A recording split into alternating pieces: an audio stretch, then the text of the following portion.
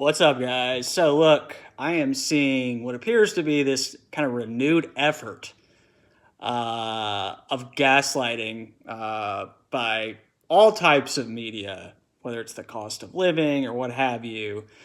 But to that point, I mean, one thing that's come up here recently is where all these economists, up on their high horse, are basically saying, incomes actually look better than people would have you believe, and they're just completely misrepresenting things.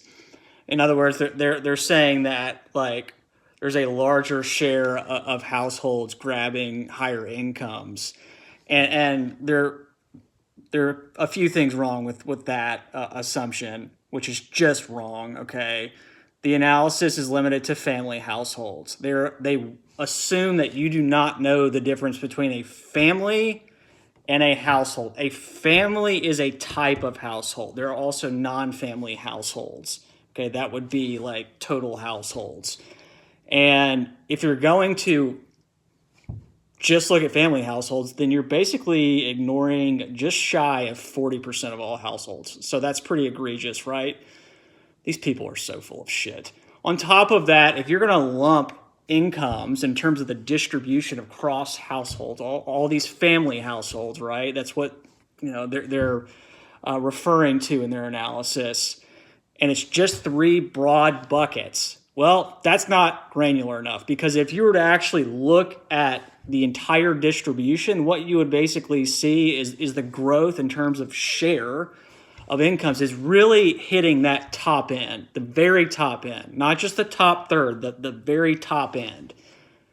That's why the middle class is being hollowed out, okay? These are not serious people. They are treating you like you're an idiot. I mean, the same thing is going here locally, where, again, this renewed effort, I mean, I saw this piece that the Nashville Scene put out, which was more or less word salad. It was describing this recent hearing that I guess they had around all of these zoning reforms that they're trying to implement. All around the guise that there is a housing shortage.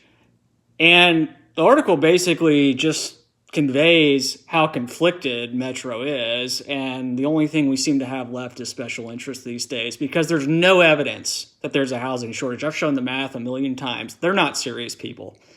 And they apparently just do not understand basic economic concepts like QE and rates were just too low for too long. These people are full of shit.